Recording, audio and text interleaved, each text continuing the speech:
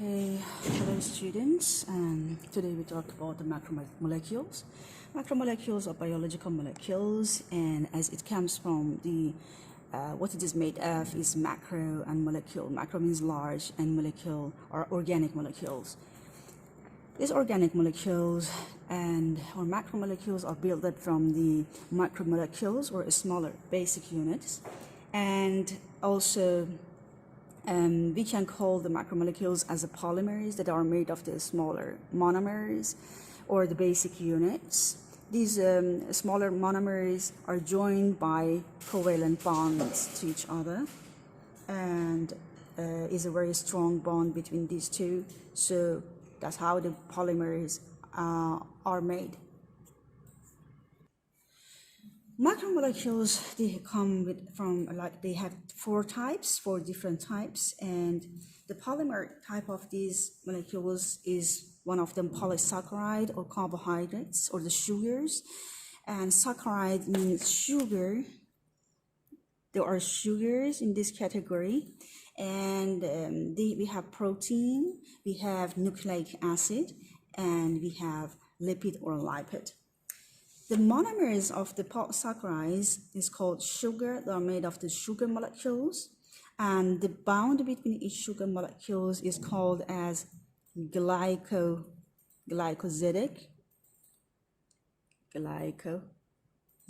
bond. Is type of the covalent bond between these sugar monomers that make saccharides is called as glycosidic bond. The next one is protein, which is made of the amino acid monomers, and the linkage or the bond between them is called peptide. The next category is nucleic acid, and the monomers that make nucleic acid is called nucleotide, and the bond or linkage between them, a type of the covalent bond between each two nucleotides is phosphodiester. Phosphodiester bond or phosphodiester linkage or link. The next one is the lipid, which is made of the fatty acid monomers, fatty acid, and the type of the covalent bond between them is called as ester bond or linkage. Carbohydrates or the saccharides or the sugars are molecules which consist only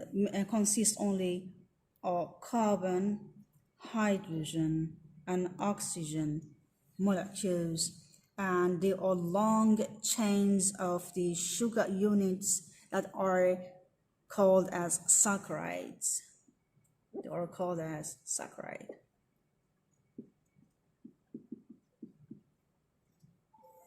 Saccharide means sugar. We want to first talk about the saccharides or the sugar group from these macromolecules. So we go more in detail. These saccharides, they are in your book for A level, IGCSE, it is 3 types. So in your book, there are 3 types of the saccharides. One of them is monosaccharide. Mono means one. It means that they have only one ring of the sugar molecule. So it is one, and saccharide means sugar. So they are made of only one ring of one molecule of sugar. And disaccharides, di means 2. So they have 2 molecules of the sugar joined together. And this one is one only. And polysaccharide, poly means many. So they have many saccharides or sugar molecule in their structure. It can be more than one. There is another category here, but it is not in your book. So they put that one, it has between 2 and 10, between 2 and 10 molecules of the sugar, and that one is oligosaccharide. But in your book, it is not mentioned, so there are only 3 categories. How the sugar molecule, they join together, for example, if there are 2 sugar molecules or 3 sugar molecules, so the bond between them that shape them, it's called as glycosidic bond.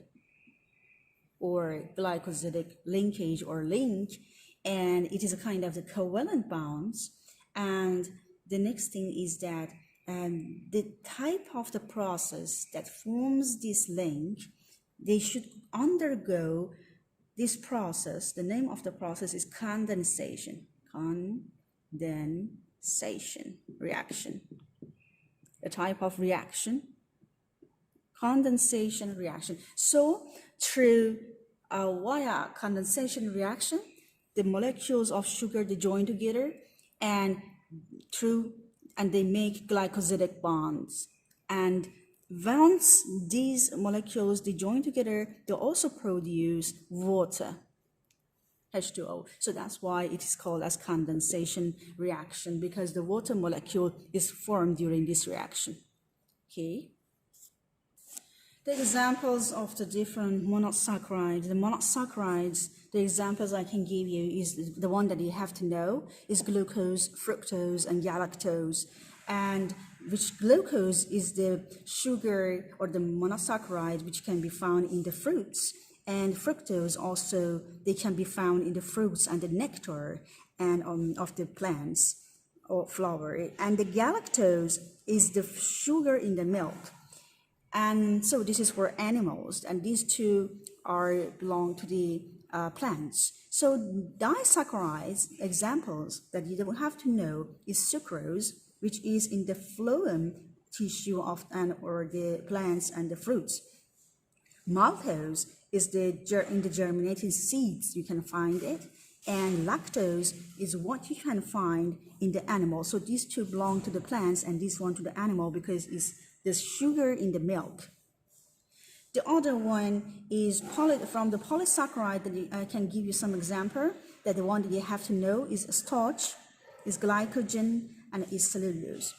Starch is the sugar you can find in plant or the chloroplast and stroma in the chloroplast. And also glycogen you can find in the animals, in the muscle cells. And the cellulose you can find in plant, like a plant cell wall. And all of these ones are huge and complex sugars. We can also categorize mono and disaccharides based on the number of the carbon they contain. First of all, you have to know that the general formula is for the disaccharides is CH2O, which is n times repeated. I mean, depends how many carbons they have. So it depends on that. If, for example, 2, so you put 2, so it becomes C2H4O2. If they have 2 carbons, you call that sugar triose. The type of the sugar is triose because it has 3 carbon in its structure. If it is 5, so we call that sugar as pentose. It comes from penta, which is in Greek numbers, 5 called as penta, and 3 called as trio, and 6 hexo. And so for the 3 carbon, we have triose, 5 we have pentose, and 6 we have hexose. The examples for the triose is glyceraldehyde, and for pentose is ribose, and for the glucose goes under hexose category. And the one thing that you have to know is how the structure of the polysaccharide is related to their function. Is maybe one of the questions always. So you have to know that, for example, one of the characteristics of the polysaccharide is that they are insoluble in the water, insoluble in water. So how does it help to function better? So there is no osmotic effect on it. It means that they cannot diffuse out of the cell, not easily, unable to diffuse out of the cell.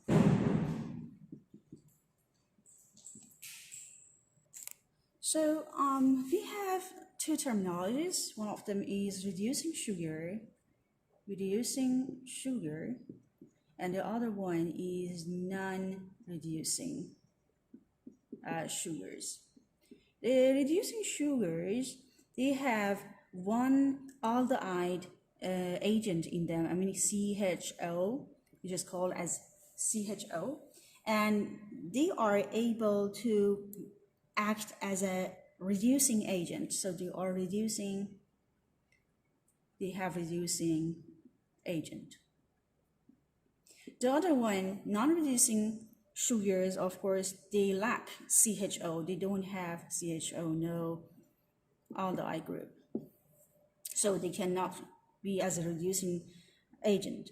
The example of the reducing sugars, I mean, all the monosaccharides, all monosaccharides are under this category, monosaccharide. All they go under reducing sugar, and non-reducing sugar example I can give you like sucrose, which is a disaccharide. Now I start explaining in detail the structure of the monosaccharide. I start with the glucose. What you have to know is that the glucose has 6 carbon atoms, so it is a hexose sugar, and is a monosaccharide, sugar, and it is highly used in the respiration process. Glucose molecule has 2 isomers. Iso means same, and the mers means that to share. If you remember in the chemistry, we have isotope of the same atom. So these are isomers of the same molecule. So exactly the same thing. I mean, they have the same structure on it, in the shape a little bit different. So we have alpha glucose and we have beta glucose. Both of them are glucose molecule, but there's some difference in between them. So as we said, the glucose molecule has 6 carbon, so it is how it look like, and the only difference in these 2 structure is in the hydroxyl group, and which is OH. I mean, the orientation, the location of the OH on the first carbon is different. Let's have a deeper look into the structure of the glucose. Let's draw the structure of the alpha glucose, or glucose generally. So this is glucose, and okay, it's look like, first I draw here, 1. So 1 carbon I place here, sorry, 1 oxygen, then there is 1 carbon, then again another carbon, so another carbon, and here we have also carbon, and here on this carbon we have another carbon linked to it, and CH2OH. If I want to count the carbons and say this is the first carbon, so this is counting clockwise, moving clockwise, this is the first carbon, this is the second, this is the third carbon, this is the 4th carbon, 5th, and this is the 6th. So now I start placing the hydrogens and the OH, our hydroxyl group, on the structure of this. So I'll start drawing alpha glucose first.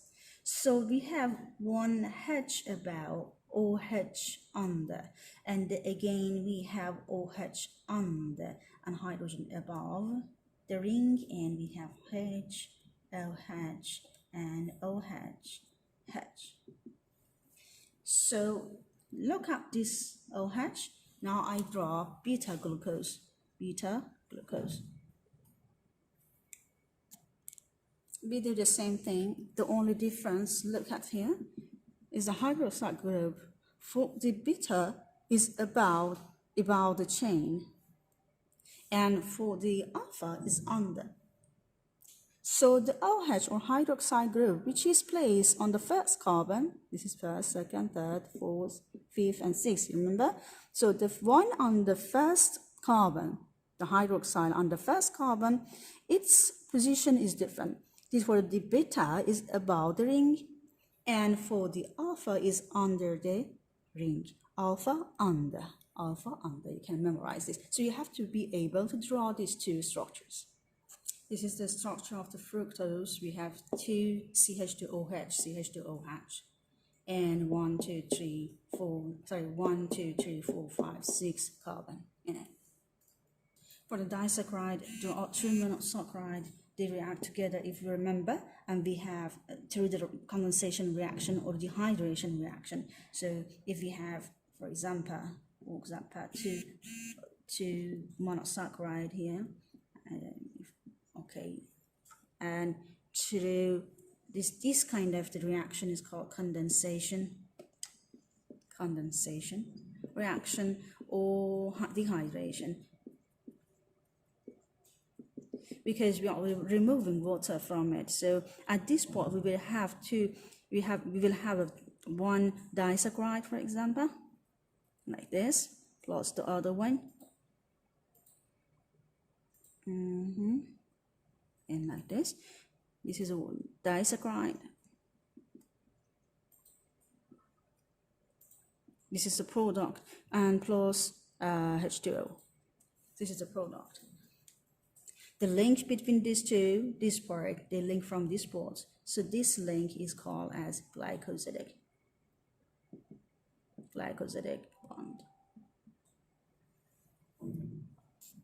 You remember I told you the example of the disaccharides is maltose, which is made of 2 alpha glucose. They have linked together, alpha glucose plus alpha glucose. It makes maltose. And to condensation reaction, and the bond between them, of course, should be the glycosidic bond. So alpha glucose plus alpha glucose, the reaction gives maltose plus water, and this one, this arrow, in this direction we have condensation reaction. So if we move reversed to the opposite direction, the reaction means that if we give water to maltose, we can break it down to its monomers, which is alpha glucose, through a hydrolysis reaction. Through hydrolysis process. We are giving water. The other reaction, you can see for the sucrose, how the sucrose is formed is through joining two monomers of the sugar, glucose and the fructose, through condensation reaction and making a glycosidic bond to create sucrose molecule and plus one water molecule. And if you move from this side right to the left, which is the reverse reaction, so you add water to sucrose, you can break it down and to two monomers of it, which is glucose and fructose. The same thing goes for the lactose. So if you want to make the lactose molecule, is a disaccharide, so it is made of the two monomers of glucose and galactose. They join together through condensation reaction, and we have at the end in the product we have lactose plus water molecule.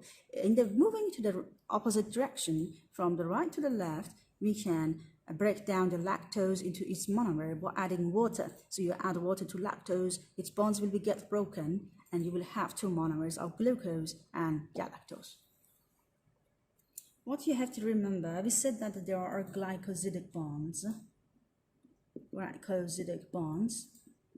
When we join two monosaccharide to create poly or disaccharide.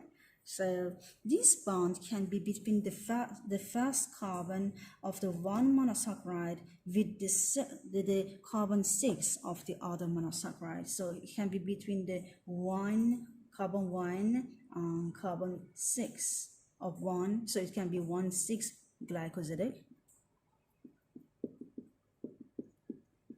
or it can be between the first carbon of one monosaccharide and the fourth carbon of the second of the second monosaccharide. So we call it as 1,4 glycosidic bond.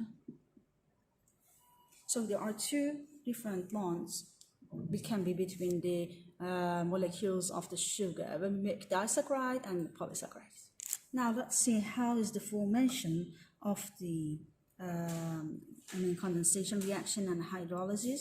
For example, I give an example like maltose. If you remember, it was between two alpha glucose molecules. So I draw the alpha glucose molecules. I make it simple. It is the CH2OH. I don't want to write again. So this is oxygen, carbon, carbon, carbon. I don't want to write them also. So after that, I just show where actually the hydrogen and oxygen, the hydroxide group are. So this is alpha, so it should be down the chain, down, up. This is up, down, up, and that's it. So this is the first one, plus the second molecule of the glucose, alpha glucose. This is oxygen, so this is OH down, OH down, OH up, OH down, and this is CH2OH because this is one carbon, so I make one joint here. Now we have condensation reaction. To condensation reaction, I should join these two molecules to each other, so it becomes like this. I just want to show you how they are linked together. It's very important. And so this is H and this is OH, you remember? So these two, they need to react together to make one water molecule. So during the reaction of these two hydroxyl group, the water is released, H2O. One hydrogen will be left. So one hydrogen will be left. So we have here, one oxygen. So here we have OH, and we have H. We have OH. We have H. We have OH and H. So this one, and instead of this, what do we have? There is a link, an oxygen in the middle. So it's connected to the next alpha glucose. This is oxygen, and this is OH, OH. I don't write the H one anymore. So this is what is happening here. Now look, when we say 1,4 glycosidic bond, we said we have two types of the glycosidic bonds. One of them is between the carbon 1 and the carbon 4, and the other one is between carbon 1 and carbon 6. So which one is this? I said we start counting the carbons moving in the clockwise direction from the right to the left. So this is the first carbon, second, third, fourth, fifth, and the sixth. So this is the first carbon. So the first, this is alpha 1, the carbon 1. This is which carbon? It is 1, 2, 3, 4. 1, 4 glycosidic bond. And which molecule, which disaccharide it is? It is maltose. Maltose was made of 2 alpha glucose. Now let me draw for sucrose, which is made of the glucose and fructose. So again, it's alpha glucose.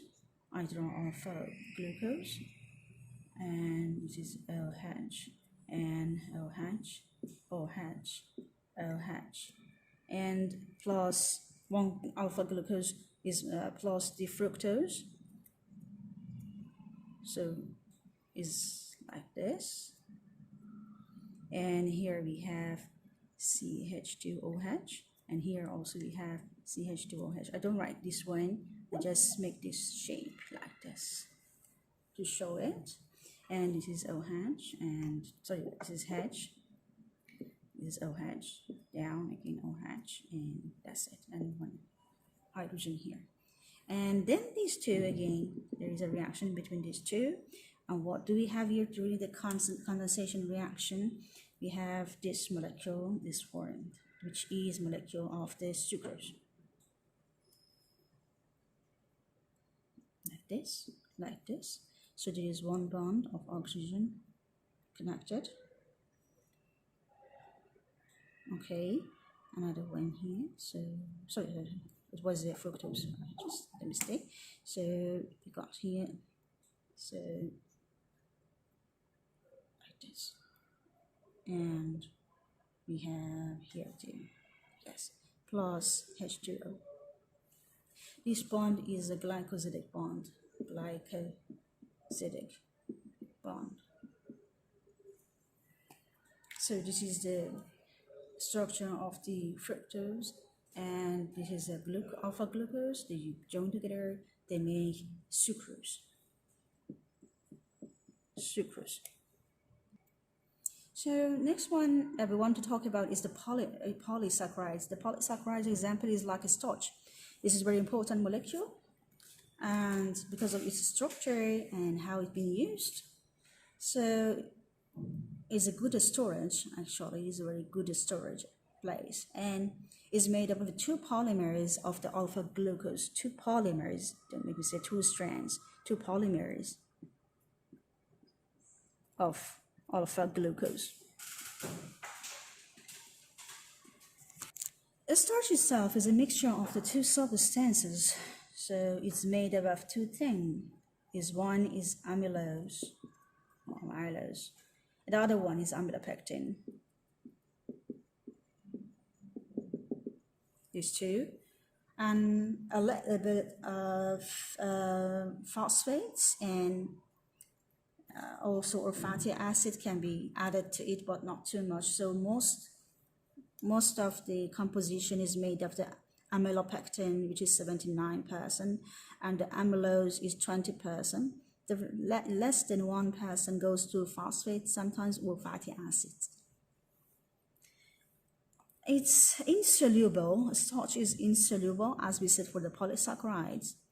So it makes it osmotically inactive, so it cannot easily move in and out. The other property is that it is compact, so it is insoluble, it is compact, and it is too big. So this is the structure. How the structure helps it to function better? Is it insoluble, so no osmotic effect. This is very important. It is compact, so it is good storage.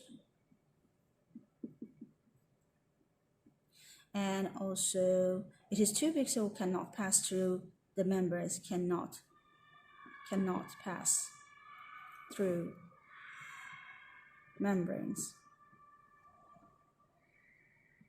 Okay, so that's how its structure help it function better. So how about the amylose? Amylose is made up of 300 to 3,000 molecules of the alpha glucose, and they are placed in one line like this, one after another. So it's not branched out, it's just a straight line like this, but the molecules are placed here, one after another. But the structure further coils into a helix shape. So it has a helix shape, and so because of that, it is very compact, so it allows a tightly packing of its, and it's an excellent storage molecule. And it doesn't have any branches, so that's how it looks like when you look at it. And every 6 molecules are placed one like this. Every 6 molecules of the glucose are in one turn, each turn, 1, 2, 3, 4, 5, 6. So each turn has 6 molecules of the glucose. And the shape can be, you imagine they are like this, they are connected to each other in this way, and then it turns and like this. Okay. And at each turn like this, there are 6 molecules of the glucose like this. So it should be 6. 1, 2, 3. This is 4. and this is 5, and this is like 6. So each 6 molecules, then the next continues, and then the second helix and ring, and the next one. As you can see, the amylose is a long chain of the alpha glucose that they're all linked together by the glycosidic bond. And the glycosidic bond, as I said, is 1,4 alpha 1,4 glycosidic. This one 1,4. Amylopectin is actually highly branched, made of the glucose molecules that are joined by 1,4 and also by 1,6 glycosidic bond. And it has many branches, so it can easily be digested by the enzymes and releasing lots of energy. In the different plants, the characteristics and properties of the amylose and amylopectin changes, and the length of these two also is different.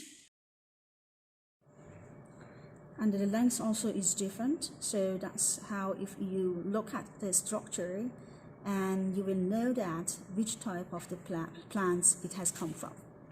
Amylopectin also is joined by the alpha 1,4 and alpha 1,6 glycosidic bond. And as I said, it's highly branched, so this is how it looked like. But for the amylose, if you remember, it was like a helix one. So, so if this is the structure, imagine there is 22 more alpha glucose molecules behind this. So 1, 2, 3, 4, 5. After each 25 molecule, this strand, the big strand, will be joined to the next strand of the alpha glucose molecules. So like this. So this is O oxygen. So it's connected to the next glucose molecule strand, like this. So it becomes like oxygen, and it's an oxygen. I don't write the OH hydroxide group and the hydrogen anymore. You know where they are and how they are placed now. It's like this. The next one, and then the next one, and blah, blah, blah. This continues again. So each 25, after each 25 alpha glucose, this 25, the last molecule will be joined to the next 25 strand of the alpha glucose molecules. So if you look at here, the type of the bond between these molecules on one strand is alpha 1,4 glycosidic. Why 1,4? Because this is the first carbon and this is the fourth carbon. But the bond between each two strands is between first carbon and 1, 2, 3, 4, 5, 6, isn't it? And the carbon 6. This is CH2OH. This is CH2. Okay. So this bond is 1,6 or alpha 1,6 glycosidic. So this bond, one chain is 1,4 glycosidic, and the between one chain to another is 1,6 glycosidic. That's why we say amylopectin has two different bonds in this structure. One is alpha 1,4 glycosidic, and the other one is alpha 1,6 glycosidic. How about glycogen? Glycogen is also made of alpha glucose. It's a polymer of alpha glucose monomers, but it's like amylopectin in the structure, and it is branched out. But here the length of the chain and is shorter, and also also again the same. It has 1,4 glycosidic bonds. And it has more branches, so it's more branched out compared to amylopectin, more branches. So it is even more compact compared to the amylopectin or amylopectin. So it is then more compact compared to amylopectin. So it can be like this structure, like this, then connected to this, then 1, 2. one, then like this, and like this, and then like this, like this. So this is a very compact, so it's a good storage again in the mammalian liver. So you can find this in the liver of the animals. And animals, so in the liver of the animals it can be stored, and also in the fungal cells, too. And this allows a faster hydrolysis than starch in the animals. So the hydrolysis or breaking down of the glycogen is even more faster hydrolysis compared to starch in the plants. Why? Because the animals, they need to do emergency escapes or do some reactions very fast to the threats surrounding them. So in order, they need an urgent energy, so it can be supplied by breaking down the glycogen. And the next one is the cellulose, which is made of the beta-glucose monomers, and it is a long chain, but it is unbranched, linked by the beta 1,4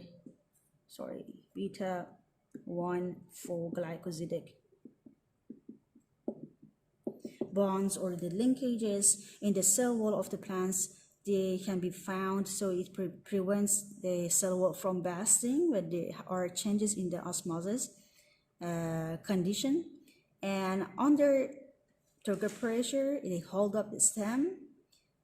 Alternate glucose molecules are rotated at 180 degrees in the structure. What do I mean? I mean that if the beta glucose, for example, is like this,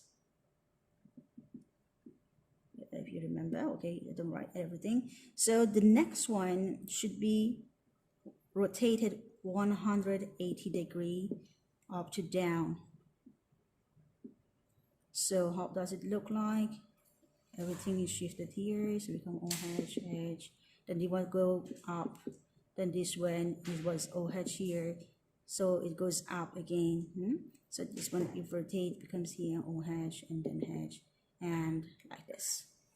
So it is every one after another. So first one is like this, the second one, which is linked to the other, so it should be rotated 100 degrees. The next one should be again the same as this one, and all goes through the chain.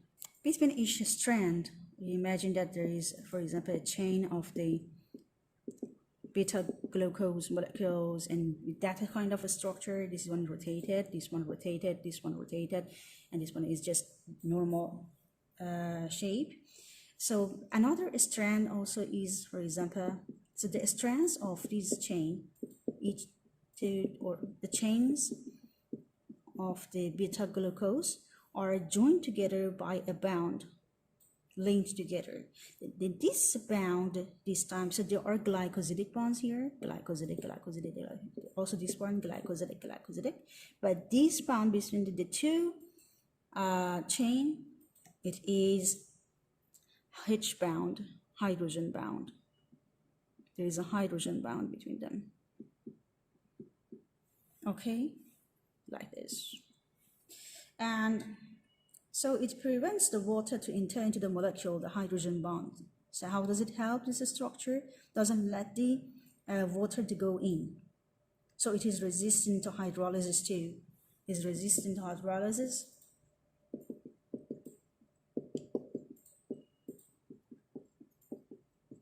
And also it has H bound. H bound doesn't let water cannot enter. Water can't enter into the cell. And it's a good structural saccharide, isn't it? So it can be in the cell wall too. As you can see, this is the beta glucose all linked together. This is the glycosidic bond between the 1 and 4 glycosidic bond between each two beta glucose molecule. But this one is a normal condition, and this one has shifted, rotated 180 degree from up to down. So that's why the OH has gone on, this one has gone up, and like this. So these are, after that, you can see that each two strands also they are linked together by H bound. For example, this is the next of alpha glucose, sorry, beta glucose things. But what can you see here? Each two string or two chain are connected by hydrogen bond to each other. So from here, CH2OH, from here is OH. So hydroxy group, they join together here. This is a one hydrogen bond or H bond. So here it continues, the chain, another chain we have. This is one chain, this is second chain, in parallel. The next one is the chitin, which is a structural polysaccharide. Is made of is a polymer of the glucose and amino acid. Glucose plus amino acid. And it is linked by the glycosidic bond, which is beta 1,4 glycosidic. And it has amino acid group, and which causes the hydrogen bonding between the chains then in the cellulose. So there is one amino group is present there. So amino group is NHCOCH3, and so it is extremely resilient and is tough polysaccharide, which is found in the hard exoskeleton of all arthropoda and fungi, and in the arthropod and fungi. If I want to show the structure, so it will be like this. This is a bond between the molecules beta 1,4. Beta because hydroxide is up, so it's beta 1,4 glycosidic. And this is the structure of the chitin. So we have one amino also, or glucose amino units we have. So amino acid and HCOCH3. Now we continue with the lipids. Lipids are biological molecules which are only soluble in organic solvents such as alcohol. Lipids can be biological molecules, as I said, or macromolecules. At the beginning, I told you this is one type of the macromolecules or biological molecules, and there are also they're only soluble in the organic solvents, like the alcohol can be solved in organic solvents like alcohol.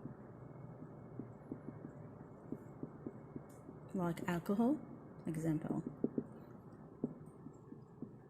And all the lipids are polymers, repeating units joined together by the condensation reaction, so water is released. So repeating monomers are joined together, and during the condensation reaction,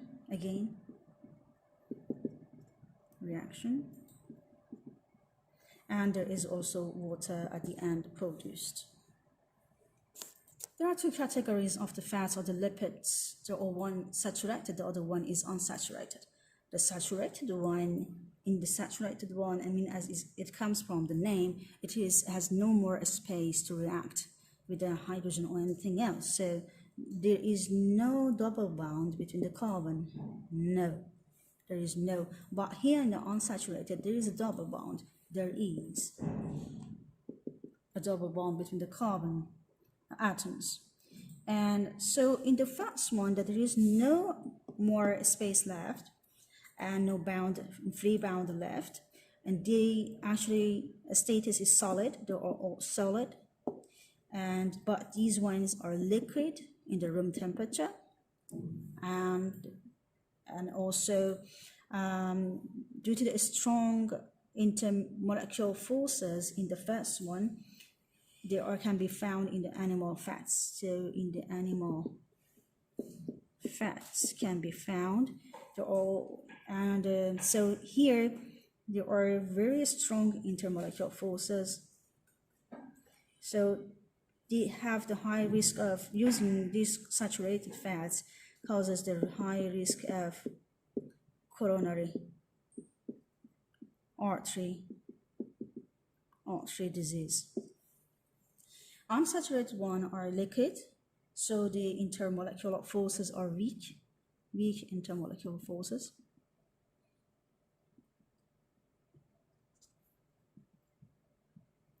And they are found in the plants, This one in animal fat and this one in plants. Look at the structure. All of them there are one bound between each carbon, but here we have one double one here between the two carbon. So this one is free. It can be easily opened and be replaced by something else. Okay. So the different types of the lipids or fatty acid, triglyceride, and also phospholipids, and steroids, and glycolipids, and lipoproteins. If you ask about the function of the lipids, there are good sources of the energy because of their structure, and also they are structural components, and also they cause thermal insulation. They do not let the heat of your body to escape out of your body easily. So, and also it's mechanical protection for your body, so in the case of any damage. So, and also electrical insulation, waterproofing, buoyancy, and precursor of many cell constituents, and is a very good storage and transport of fat-soluble vitamins like A, D, and E and K. A, D, E, and K. They are fat-soluble vitamins of soluble in fat.